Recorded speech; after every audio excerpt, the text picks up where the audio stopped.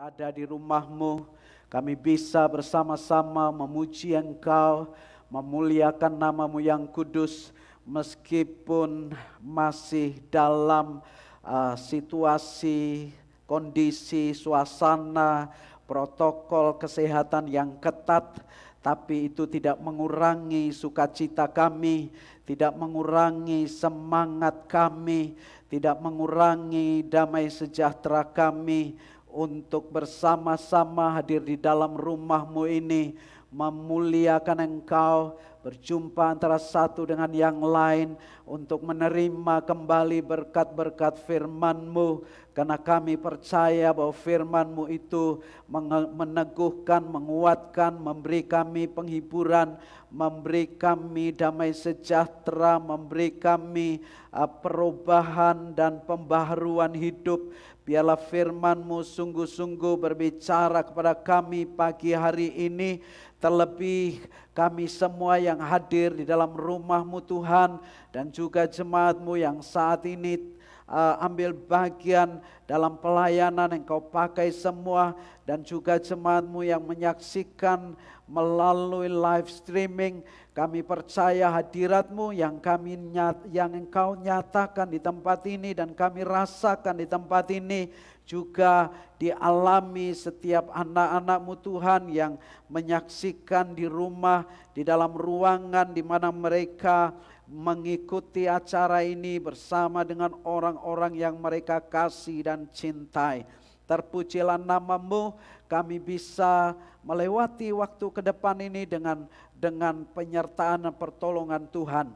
Kami tolak segala intervensi dari kuasa kegelapan, kami tolak segala kuasa roh jahat yang mengganggu konsentrasi kami, yang berupaya menghalangi pekerjaan Tuhan terjadi di antara kami, dan terlebih juga persoalan jaringan kami pertaruhkan sepenuhnya ke dalam tangan-Mu.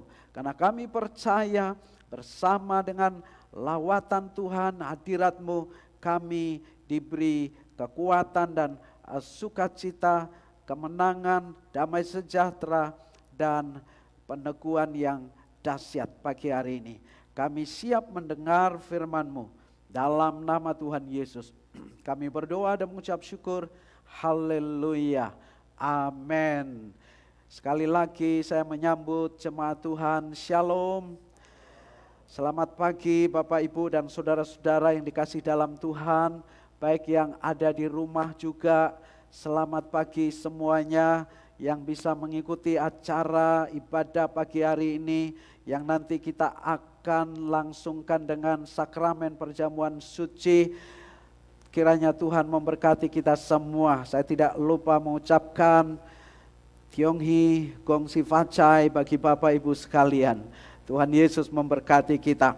Nah, saudara yang dikasih dalam Tuhan, mari kita buka Alkitab kita di dalam Yakobus pasal yang ke-1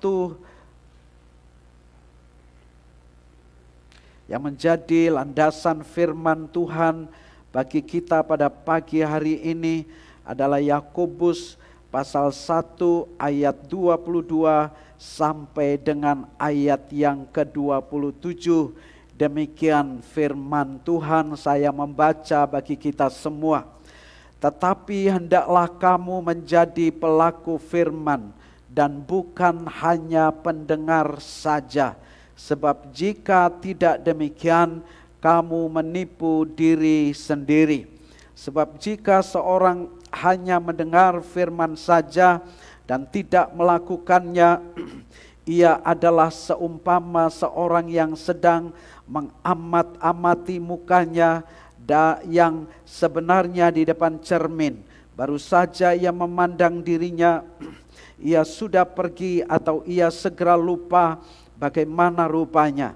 Tetapi barang siapa meneliti hukum yang sempurna, yaitu hukum yang memerdekakan orang, dan ia bertekun di dalamnya, jadi bukan hanya mendengar untuk melupakannya, tetapi sungguh-sungguh melakukannya, ia akan berbahagia oleh perbuatannya. Jikalau ada seorang menganggap dirinya beribadah tetapi tidak mengekang lidahnya, ia menipu dirinya sendiri. Maka sia-sialah ibadahnya. Ibadah yang murni dan yang tak bercacat di hadapan Allah Bapa kita ialah mengunjungi yatim piatu dan janda-janda dalam kesusahan mereka dan menjaga supaya dirinya sendiri tidak dicemarkan oleh dunia. Berbahagialah orang yang mendengar firman Tuhan dan yang melakukannya dalam hidupnya hari demi hari. Saudara, zaman saya mahasiswa sekolah Alkitab, awal-awal semester biasanya kami diajarkan untuk praktek penginjilan, saudara. Zaman itu kami pakai buku kecil kuning yang disebut dengan 4 hukum rohani. Nah, saudara yang dikasih dalam Tuhan, kami diajarkan bahwa ada 3 macam orang Kristen. Yang pertama adalah orang Kristen KTP. Lalu yang kedua orang Kristen duniawi. Dan yang ketiga adalah orang Kristen rohani. Nah, orang Kristen KTP adalah orang Kristen yang Kristennya cuman tercatat di KTP, saudara. Atau dengan kata lain, Kristen tanpa pertobatan. Dia sudah Kristen sejak lahir, bahkan sejak dalam kandungan. Jadi Kristen KTP juga dapat disebut Kristen kelahiran, Kristen lahiriah, saudara. Nah, Bapak Ibu yang dikasih dalam Tuhan, Kristen kelahiran ini bisa jadi karena dia lahir dalam keluarga Kristen. Misalnya saya, waktu saya dalam kandungan ibu saya sudah Kristen, saudara. Karena bapak saya pendeta. Nah, saking Kristennya saya, waktu dilahirkan tidak pakai nangis, saudara. Tapi pakai nyanyi haleluya 12 kali. Karena saking Kristennya, saudara yang kasih dalam Tuhan. Tetapi dalam perkembangan saya jadi orang Kristen KTP. Setiap minggu ke gereja, iya. Kadang pelayanan, kadang doa, iya. Tetapi saya Kristen KTP, Kristen tanpa pertobatan. Bersyukur kalau saya tidak mati pada zaman saya Kristen KTP. Kalau saya mati pada zaman Kristen KTP, yang masuk surga KTP saya, bukan saya, saudara dikasih dalam Tuhan. Itu Kristen KTP. Pertanyaannya, Bapak Ibu, hari ini Kristen apa? Kristen KTP tidak ada di tempat ini. Haleluya, amin. Nah, Kristen KTP ya perbuatannya sama dengan orang dunia. Datang ke gereja, tiap hari ngapusi, ya hidup dalam perselingkuhan, hidup dalam perzinahan, hidup tidak kudus. Akhirnya dia nggak bisa jadi berkat bagi orang percaya, bahkan bagi orang lain, saudara. Orang Kristen kayak begini, dia harus bertobat dan dilahirkan kembali, saudara yang kasih dalam Tuhan. Nah, oleh karena itu perlu enggak gereja mengadakan reevangelisasi? Perlu sekali, karena banyak orang Kristen KTP di dalam gereja, tetapi di sini tidak ada. Haleluya. Yang kedua, Bapak Ibu yang dikasih dalam Tuhan, Kristen duniawi. Kristen duniawi itu adalah Kristen yang sudah bertobat, saudara. Mungkin dia sudah lahir baru, dia bertobat, tetapi dia tidak bertumbuh. Kenapa tidak bertumbuh? Satu, karena faktor lingkungannya. Mungkin keluarganya bukan orang Kristen, saudara. Atau keluarganya Kristen tetapi bodoh sama Kristen duniawinya, saudara. Mereka tidak peduli soal ke gereja, mereka tidak peduli soal pelayanan, dan secara kualitas kehidupannya juga sama dengan Kristen duniawi, saudara.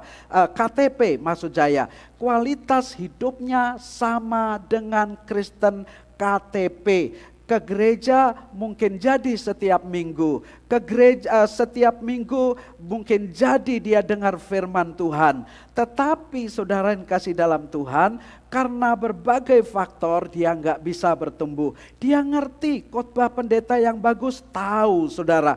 Tetapi soal melakukannya nanti dulu, Bapak Ibu yang dikasih dalam Tuhan.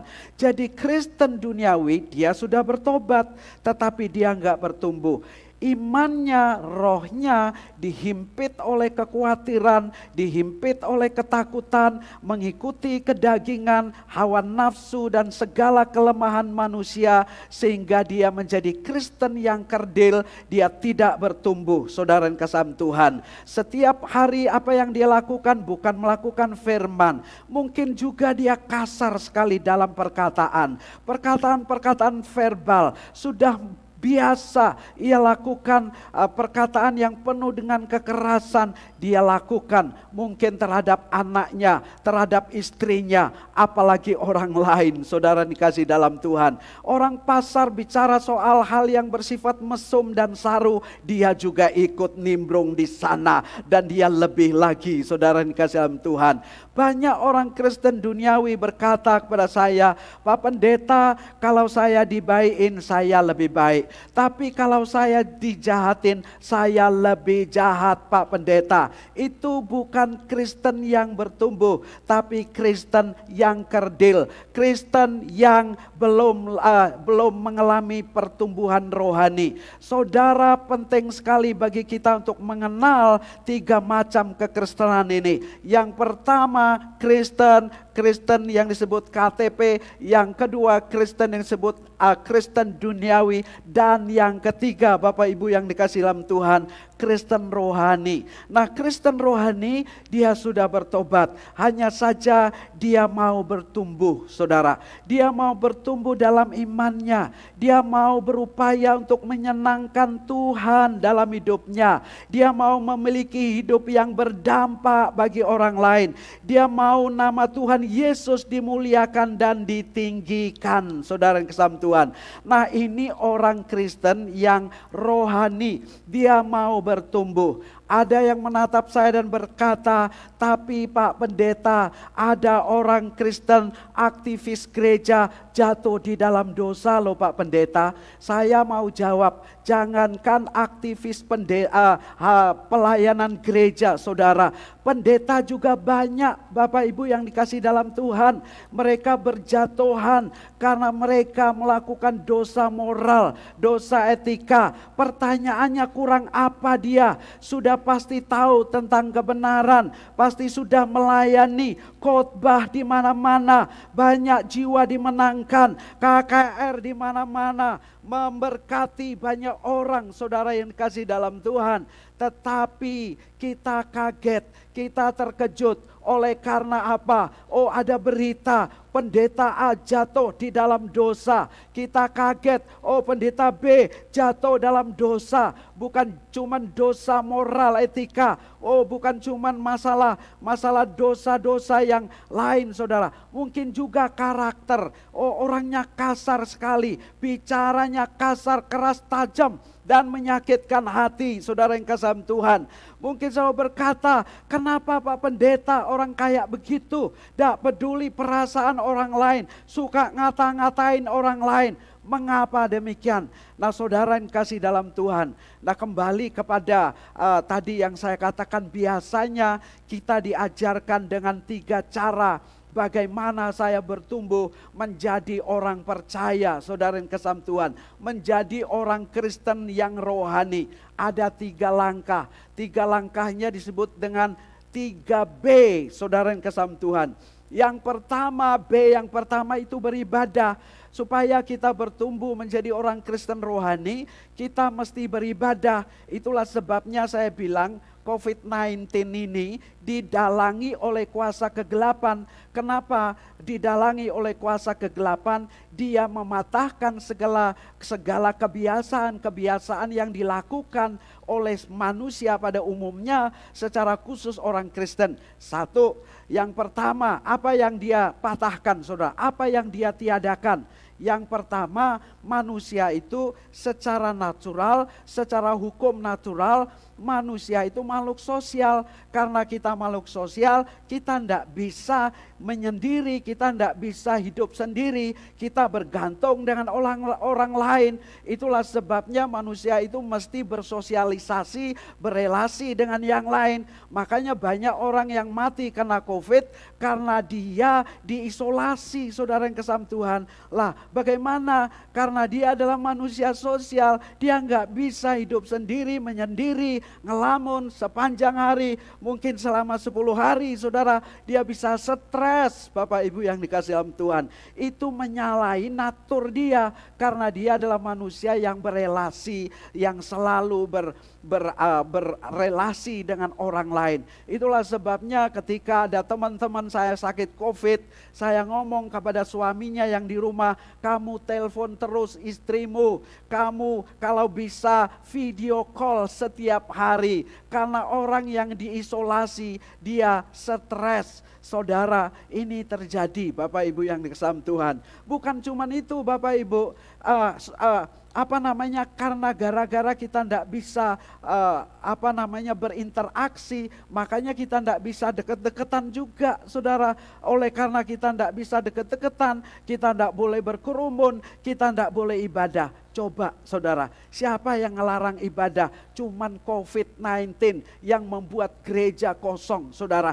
Zaman dulu orang berperang, saudara, gereja justru penuh, saudara. Tapi zaman COVID-19 orang tidak bisa lagi ke gereja, karena kita harus jaga kesehatan dan harus harus jaga prokes, saudara. Protokol kesehatan yang ketat. Bukannya kita takut mati, tetapi kita tidak boleh menantang mati, saudara yang kasih dalam Tuhan. Oleh karena itu, supaya orang percaya, kita mesti bijaksana juga Bapak Ibu. Nah, jadi bagaimana kita bisa bertumbuh? Karena kita harus beribadah, saudara. Mengapa demikian? Kalau kita beribadah, kita bisa dengar firman Tuhan, dan dengar firman Tuhan yang kita dengar itu menumbuhkan iman kita. Pendengaran akan firman membuat kita bertumbuh di dalam roh dan di dalam iman kita, saudara. Karena Roma berkata, pendengaran akan firman Tuhan itu akan menumbuhkan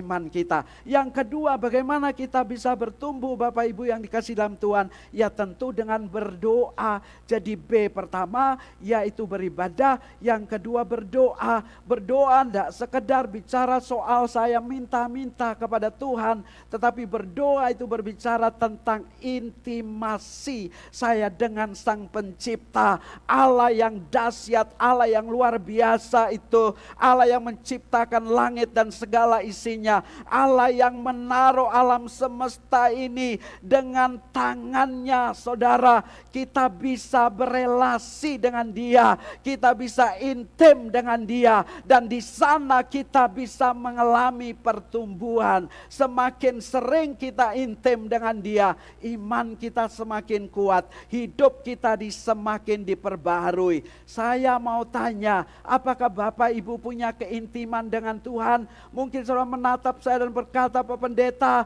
saya ke gereja tiap minggu, saya ikut live streaming setiap minggu. Bukan cuman itu Pak Pendeta, saya juga cari pendeta-pendeta yang hebat di YouTube. Saya dengar khotbah-khotbah dia luar biasa dan dahsyat. Itu memang baik, tapi pertanyaannya, apakah engkau punya waktu dengan Tuhan, punya intimasi dengan Dia? Kamu gak bakal mengenal Tuhan tanpa kamu berintimasi dengan Dia, saudara yang kasih Tuhan. Itu yang kedua. Yang ketiga Bapak Ibu yang dikasih dalam Tuhan, yang ketiga adalah yaitu baca firman Tuhan. Baca Alkitab Bapak Ibu yang dikasih dalam Tuhan. Apakah saudara masih membaca Alkitab? Padahal di masa COVID-19 kita banyak di rumah, kita banyak melakukan pekerjaan di rumah. Pertanyaannya, apakah kita membaca Alkitab? Tuhan Yesus sejak di dunia dia baca Alkitab. Itulah sebabnya dia berkata, tidakkah kamu membaca, tidakkah kamu mendengar firman yang tertulis? Dan dia berkata, ada, tertulis bla bla bla. Kenapa? Karena dia baca Alkitab. Mungkin saudara menatap saya dan berkata, apa zaman Yesus Alkitab sudah ada? Sudah ada perjanjian lama, Bapak Ibu yang dikasihi dalam Tuhan. Jadi perjanjian lama itu adalah kitabnya Tuhan Yesus, saudara. Jadi tahun pertama, abad pertama, baru perjanjian baru itu sudah sudah selesai abad pertama. Sebelum abad 50 sampai 90, saudara, perjanjian baru itu sudah dipakai oleh gereja mula-mula. Nah, jadi Bapak Ibu yang dikasihi Tuhan, Alkitab kita perlu memiliki waktu untuk membaca firman, karena dari sana kita mengenal siapa Tuhan kita Yesus Kristus. Dari Alkitab kita berjumpa dengan Tuhan kita Yesus Kristus. Kalau saudara mau berjumpa dengan orang-orang hebat, orang-orang yang paling sukses di dunia, tetapi saya mau kasih tahu bahwa tokoh-tokoh dalam Alkitab tidak kalah hebatnya dengan orang-orang sukses zaman sekarang. Kalau saudara mau ketemu Abraham yang hebat, saudara mesti baca Alkitab. Kalau saudara mau ketemu pemimpin yang luar biasa, Musa, saudara perlu membaca Alkitab. Kalau saudara mau ketemu seorang panglima perang yang dahsyat, Yosua, saudara mesti baca Alkitab. Kalau saudara mau ketemu yang namanya Daud, seorang raja yang dahsyat dan luar biasa, saudara mesti baca Alkitab. Kalau saudara mau ketemu Yesus Kristus, saudara mesti baca Alkitab. Kalau tanpa firman Alkitab, saudara nggak akan kenal dia. Oleh karena itu kita jangan hanya puas mengenal informasi tentang Yesus dari buku-buku luar sana, buku-buku rohani. Mungkin saudara berkata, oh saya baca buku rohani, itu penting. Tetapi itu hanya informasi tentang Yesus. Tetapi ketika engkau baca Alkitab, kita mengenal dia di sana. Saudara berjumpa dengan dia di sana. Luar biasa, saudara yang dikasihi Tuhan. Nah, 3B ini. Akan tetapi, saudara, saya menambahkan salah satu hal, saudara, yaitu 1M. Jadi ada 3B untuk bertumbuh tadi. Yang pertama yaitu beribadah, berdoa, baca firman, kan ada lagunya. Saudara yang dikasihi Tuhan, lagu sekolah minggunya. Saya nambahkan yaitu 1M. M itu apa, saudara yang dikasihi Tuhan? Memilih untuk melakukan, saudara. Memilih untuk melakukan. Kenapa harus ada kata memilih, saudara yang dikasihi dalam Tuhan? Karena setiap hari kamu melawan gejolak dagingmu. Kamu melawan gejolak kelemahanmu, saudara yang dikasihi dalam Tuhan. Gak peduli kamu, apakah kamu seorang aktivis gereja. Gak peduli kamu punya pengalaman rohani yang luar biasa.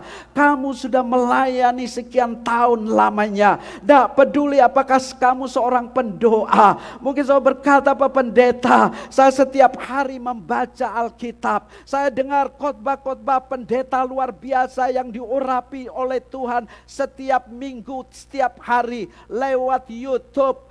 Saya senantiasa menyembah Tuhan setiap hari. Saya mau kasih tahu bahwa itu memang baik dan penting. Tetapi jika engkau tidak pernah melakukan firman, kamu jadi orang Kristen kaleng-kaleng. Ketika kamu enggak melakukannya dalam hidupmu, kamu hanya Kristen tong kosong nyaring bunyinya. Dan oleh karena itu Bapak Ibu yang dikasihi dalam Tuhan Yesus Kristus, mengapa aktivis gereja jatuh dalam dosa? Kenapa pendeta jatuh dalam dosa? Bukan karena dia enggak tahu firman, bukan karena dia enggak baca Alkitab, bukan karena dia tidak berdoa, bukan karena dia tidak beribadah, bukan karena dia tidak melayani, tapi karena dia tidak memilih untuk melakukan firman.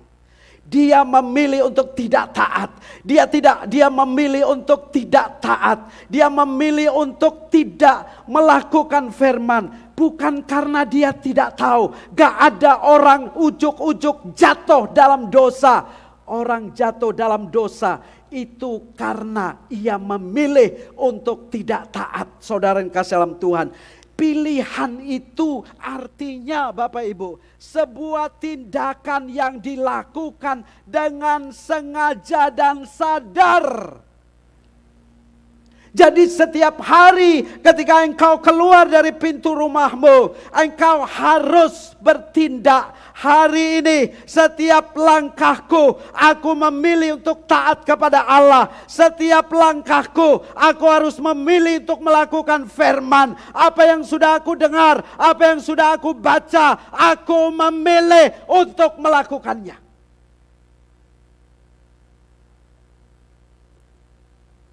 Jadi Bapak Ibu yang dikasih dalam Tuhan, pilihan itu adalah sebuah tindakan yang dilakukan dengan sengaja dan sadar. Dengan sadar, saudara. Apa dengan demikian yang jatuh dalam dosa sadar enggak? Sadar, saudara. Dia tahu bahwa dia melanggar firman. Orang korupsi tahu enggak kalau dia melakukan kesalahan, melakukan dosa? Tahu. Orang yang jatuh dalam dosa perzinahan ngerti enggak kalau itu melanggar firman? Tahu. Tetapi dia memilih melakukannya. Hidup taat itu bukan terjadi secara supranatural dengan tiba-tiba saudara berubah. Tidak, Bapak Ibu. Banyak orang Kristen punya mental seperti itu. Artinya dia menganggap bahwa perubahan itu muncul begitu saja dan mengalami sesuatu yang dahsyat dari sorga. Lalu tiba-tiba dia berubah. Tidak, saudara yang kesam Tuhan. Perubahan itu pilihan. Sebuah perjuangan. Setiap hari. Itulah sebabnya Hitler, pemimpin Jerman Nazi itu saudara. Di bawah kepemimpinan Hitler. Dia melakukan genosida dengan membunuh 6 juta orang Yahudi. Dan dia berkata, Hitler berkata, 1000 musuh aku tidak takut. Tetapi satu musuh yang paling kutakuti adalah diriku sendiri. Diriku sendiri. Karena musuh yang terberat itu sebenarnya diri kita. Dari dalam sana. Kedagingan kita. Kelemahan-kelemahan kita. Yesus berkata, roh memang penurut, tetapi daging lemah. Saudara, tiap hari kita bertumbuh dan tidak ada titik mentoknya. Gak ada titik akhirnya, saudara, untuk bertumbuh. Setiap hari sampai mati. Yesus berkata bahwa setiap orang yang mendengar firman dan melakukannya adalah orang yang bijaksana. Atau dengan kata lain, Bapak Ibu, menjadi bijak itu bukan soal berapa lama kamu melayani Tuhan. Menjadi bijak itu bukan soal berapa lama kamu jadi orang Kristen. Bukan soal berapa lama, berapa usiamu. Berapa lama kita melayani, bukan. Tetapi itu soal pilihan. Mengapa banyak orang Kristen gak bisa mengasihi? Karena dia memilih untuk tidak mengasihi. Kenapa banyak orang Kristen berkata, Pak Pendeta saya susah sekali mengampuni. Karena kamu memilih untuk tidak mengampuni. Kenapa kamu tidak bisa hidup taat? Karena kamu memilih untuk tidak taat. Jika kamu memilih untuk taat, kamu bisa taat. Jika kamu memilih untuk mengampuni, kamu bisa mengampuni. Jika kamu memilih untuk berubah, kamu bisa berubah. Di dalam Ulangan 30 ayat 19 sampai 20. Firman Tuhan berkata begini. Aku memanggil langit dan bumi menjadi saksi terhadap kamu pada hari ini. Kepadamu kuperhadapkan kehidupan dan kematian. Dan kutuk, pilihlah kehidupan. Supaya engkau hidup, baik engkau maupun keturunanmu. Pilihlah kehidupan, kata Tuhan. Apa yang dimaksudkan? Ayat 20 berkata, dengan mengasihi Tuhan, Allahmu. Bagaimana caranya? Mendengar suaranya dan berpaut padanya. Sebab hal itu berarti hidupmu dan lanjut umurmu. untuk tinggal di tanah yang dijanjikan Tuhan dengan sumpah kepada nenek moyangmu, yakni kepada Abraham, Ishak dan Yakub, untuk memberikannya kepada mereka. Pilihan. Perubahan itu tidak terjadi tiba-tiba. Itu pilihan tiap hari, saudara. Ada banyak hal yang tidak bisa kita pilih. Saudara nggak bisa memilih warna kulitmu. Saudara nggak bisa memilih bentuk matamu sipit apa bulat. Saudara nggak bisa memilih siapa orang tuamu. Saudara tidak bisa memilih kamu dilahirkan di mana, dalam keluarga apa dan siapa. Tapi saya mau kasih tahu, kamu bisa memilih untuk taat. Kamu bisa memilih untuk bertumbuh.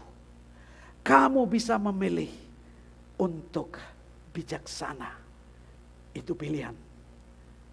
Itu pilihan. Mulai hari ini, tiap hari kita mengambil pilihan yang benar. Karena pilihan-pilihan hidup kita berdampak dengan orang-orang yang ada di sekitar kita. Setiap pagi ketika bangun tidur, saya selalu duduk di tempat tidur saya dan berkata, hari ini aku mau memenangkan setiap waktu yang aku lalui. Hidup benar di hadapanmu. Aku mau menjaga perkataanku supaya tidak menyakiti siapapun juga. Aku mau hidupku jadi berkat bagi orang-orang yang di sekitarku. Tuhan, beri aku kekuatan dan aku memilih menjadi orang yang menyenangkan Engkau dan menjadi berkat bagi orang lain. Saudara, perubahan itu pilihan. Menjadi bijak itu pilihan. Taat itu pilihan. Mari kita berdoa. Kami bersyukur Tuhan untuk waktu dan kesempatan pada pagi hari ini. Kami bisa mendengar sebagian dari firman. Kiranya apa yang disampaikan tidak berhenti di sini. Kami tidak membelenggu firman-Mu lalu meninggalkannya di dalam ruangan ini. Tapi kami mau membawanya. Kami mau menangkap apa yang menjadi pesan-Mu lalu kami bawa dalam setiap kehidupan kami setiap hari. Kami melakukannya. Kami memilih untuk melakukannya setiap hari. Terpujilah nama-Mu Tuhan Yesus. Hamba menyerahkan sakramen, upacara, sakramen perjamuan kudus pagi hari ini. Kiranya Engkau berbicara lewat sakramen ini. Momentum bagi kami untuk mengasihi Engkau lebih lagi. Kiranya Engkau melayakkan kami untuk menerima perjamuan kudus ini. Kami mengingatkan kembali akan pengorbanan-Mu di atas kayu salib. Bahwa kuasa darah-Mu, Engkau mati untuk kami. Engkau bangkit untuk kami. Dan kami dilepaskan dari segala kutuk dosa. Dan menerima hidup yang kekal. Terpujilah nama-Mu Tuhan. Dalam nama Yesus.